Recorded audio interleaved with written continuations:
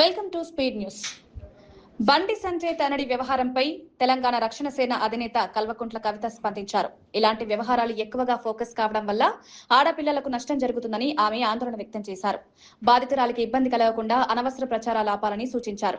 అదే సమయంలో ఈ కేసులో ప్రమేయం ఉన్న వారందరినీ వెంటనే అరెస్ట్ చేయాలని డిమాండ్ చేశారు. బండి కుమారుడితో పాటు సంబంధం ఉన్న ప్రతి ఒక్కరిపై చట్టపరమైన చర్యలు తీసుకోవాలని పేర్కొన్నారు. రాజకీయంగా ఒకరిపై ఒకరు ఆరోపణలు చేయడం కంటే బాధితురాలికి న్యాయం జరగడం ముఖ్యమన్నారు. ఈ అంశాన్ని సంచలనంగా మార్చడం వల్ల సమాజంలో ఆడపిల్లల భద్రతపై ప్రతికూల ప్రభావం పడుతుందని అభిప్రాయపడ్డారు. కేసు దర్యాప్తు నిష్పక్షపాతంగా జరగాలని కవిత డిమాండ్ చేశారు. ఆడపిల్లలకు మాత్రం కంప్లీట్ గా లైఫ్ బర్బాద్ అయ్యే పరిస్థితి ఉంటుంది.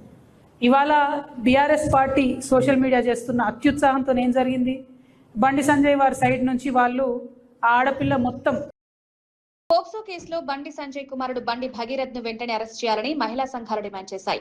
పేట్ బషీరాబాద్ పోలీస్ స్టేషన్ ఎదుట భారీ ధర్నా నిర్వహించి కేంద్ర సహాయ మంత్రి బండి సంజయ్ ను బర్తరఫ్ చేయాలని నినాదాలు చేశాయి. భగీరథ్ పై నమోదైన కేసులో పోలీసుల విచారణ అనుమానాస్పదంగా ఉందని ఆరోపించాయి. కేసును రాజకీయ ప్రభావంతో నీరుగార్చే ప్రయత్నం జరుగుతోందని విమర్శించారు. స్టేషన్ ముట్టడి నేపథ్యంలో పోలీసులు గేట్లు మూసివేసి భారీ బందోబస్తు ఏర్పాటు చేశారు. బాధితురాలికి న్యాయం జరిగే వరకు పోరాటం కొనసాగిస్తామని మహిళా సంఘాల నేతలు స్పష్టం చేశారు. చట్టం ముందు అందరూ సమానమేనని అధికారం ఉన్న వారికి ప్రత్యేక రక్షణ ఉండకూడదని పేర్కొన్నారు.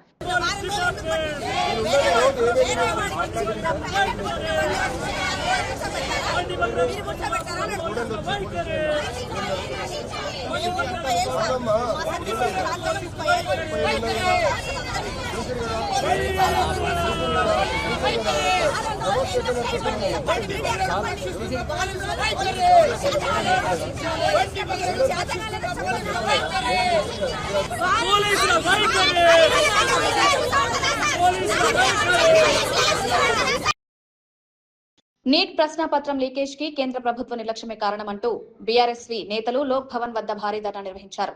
రాష్ట్ర అధ్యక్షుడు గెల్లి శ్రీనివాస్ యాదవ్ ఆధ్వర్యంలో జరిగిన ఈ నిరసనలో కేంద్ర ప్రభుత్వంపై తీవ్ర విమర్శలు చేశారు. దేశవ్యాప్తంగా 24 లక్షల మంది విద్యార్థుల భవిష్యత్తును బీజేపీ ప్రభుత్వం అంధకారంలోకి నెట్టిందని ఆరోపించారు. నేషనల్ టెస్టింగ్ ఏజెన్సీ పరీక్షల నిర్వహణలో పూర్తిగా విఫలమైందన్నారు. విద్యార్థులు కష్టపడి చదివితే పేపర్ లీకేజ్ బహుమతిగా ఇస్తున్నారా అని ప్రశ్నించారు. రాధాకృష్ణన్ కమిటీ సిఫారసులను అమలు చేయకుండా వేల కోట్లు సంపాదించడానికి ఆన్లైన్ పరీక్షలు నిర్వహించడం లేదని మండిపడ్డారు.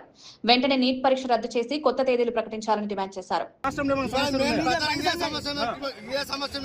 కేంద్ర ప్రభుత్వం ఏ పరీక్ష నిర్వహించడంలో విఫలం అవుతుంది కాబట్టి ఇవాళ మోడీ సర్కార్ మొత్తం పేపర్ లీక్ కాబట్టి ఛత్తీస్గఢ్ లోని నారాయణపూర్ జిల్లా అబుజ్మాడ్ అటవీ ప్రాంతంలో భద్రతా బలగాలు భారీ మావోయిస్టు డంప్ ను స్వాధీనం చేసుకున్నాయి. కూంబింగ్ ఆపరేషన్లో భాగంగా సిఆర్పీఎఫ్, బీఎస్ఎఫ్ సంయుక్తంగా ఈ ఆపరేషన్ నిర్వహించాయి. లొంగిపోయిన మావోయిస్టులు ఇచ్చిన సమాచారంతో ఈ డంప్ ను గుర్తించినట్లు పోలీసులు తెలిపారు. ఇందులో భారీ మొత్తంలో నగదు, ఆటోమేటిక్ ఆయుధాలు, పేలుడు పదార్థాల తయారీలో ఉపయోగించే ఎలక్ట్రానిక్ పరికరాలు లభ్యమైనట్లు వెల్లడించారు. అడవుల్లో దాచిన మావోయిస్టు డంప్లను గుర్తించేందుకు భద్రతా బలగాలు నిరంతరం ఆపరేషన్లు కొనసాగిస్తున్నాయని ఎస్పీ రాబిన్సన్ గురియాత్ తెలిపారు.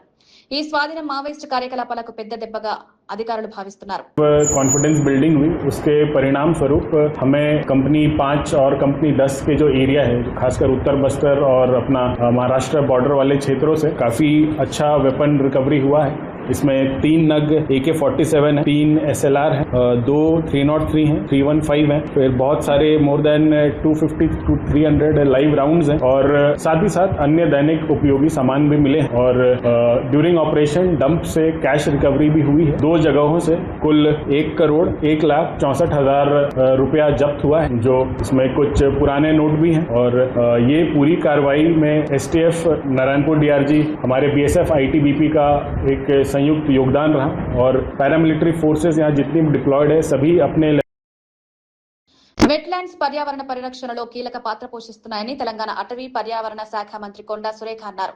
సచివాలయంలో జరిగిన రాష్ట్ర వెట్లాండ్ అథారిటీ సమావేశంలో ఆమె కీలక ఆదేశాలు జారీ చేశారు. వెట్లాండ్స్ గుర్తింపు, డిజిటల్ మ్యాపింగ్ కోసం 2017 నిబంధనలను ఖచ్చితంగా అమలు చేయాలని అధికారులను ఆదేశించారు. రాష్ట్ర వ్యాప్తంగా ఇప్పటికే 4023 వెట్లాండ్స్ కు సరిహద్దుల గుర్తింపు పూర్తయిందని అధికారులు సమావేశంలో తెలిపారు. మిగిలిన ప్రాంతాల్లో సంయుక్త సర్వేలను వేగవంతం చేయాలని ఇరిగేషన్, రెవెన్యూ శాఖలకు మంత్రి సూచించారు. పర్యావరణ సమతుల్యతను కాపాడడంలో వెట్లాండ్స్ కీలకమని పేర్కొన్నారు. సంబంధిత శాఖల సమన్వయంతో పనిచేసి త్వరగా నివేదికలు సిద్ధం చేయాలని మంత్రి కొండా సురేఖ ఆదేశించారు.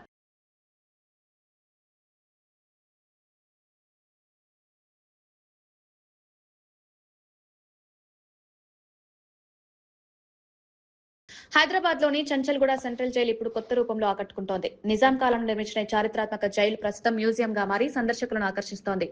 జైలు అంటే భయం, శిక్ష, కఠిన పరిస్థితులే గుర్తుకొస్తాయని, కానీ చంచల్గూడ జైలు ఈ అభిప్రాయాన్ని మార్చేస్తోందన్నారు. జైలు చరిత్ర, నిర్మాణ శైలి, ఖైదీల జీవన విధానాన్ని ఈ మ్యూజియంలో ప్రత్యేకంగా ప్రదర్శిస్తున్నారు. తెలంగాణ చరిత్రలో కీలక స్థానమున్న ఈ జైలును వారసత్వ కట్టడంగా అభివృద్ధి చేస్తున్నారు. విద్యార్థులు, పర్యాటకులు పెద్ద ఎత్తున సందర్శిస్తున్నారని అధికారులు తెలిపారు. జైలు వ్యవస్థలో జరిగిన మార్పులను ప్రజలకు తెలియజేయడమే ఈ మ్యూజియం ప్రధాన లక్ష్యమని పేర్కొన్నారు.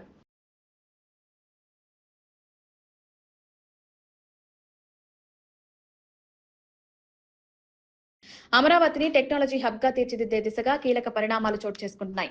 జెపిఆర్ university chancellor Regina, quantum AI global CEO Sanjay ప్రతినిధి బృందంతో కలిసి సీఎం కార్యదర్శి ప్రద్యుమ్నను కలిశారు. అమరావతి క్వాంటమ్ వ్యాలీ ప్రాజెక్టులో పెట్టుబడులు పెట్టేందుకు ఆసక్తి వ్యక్తం చేశారు.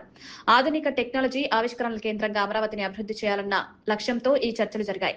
క్వాంటమ్ టెక్నాలజీ, ఆర్టిఫిషియల్ ఇంటెలిజెన్స్ రంగాల్లో పెట్టుబడులు రాష్ట్రానికి మేలు చేస్తాయని అధికారులు భావిస్తున్నారు. ఈ ప్రాజెక్టు ద్వారా ఆంధ్రప్రదేశ్ కు అంతర్జాతీయ స్థాయి టెక్నాలజీ సంస్థలు వచ్చే అవకాశం ఉందన్నారు. పెట్టుబడులపై త్వరలో మరిన్ని చర్చలు జరగనున్నట్లు సమాచారం. ఇక్కడ వర్క్ చేయబోతున్నాం. మా ధన్యవాదాలు ఆంధ్రప్రదేశ్ గవర్నమెంట్కి, చంద్రబాబు నాయుడు గారికి. I'm the founder and CEO of Quantum AI Global. I'm pretty excited about collaborating with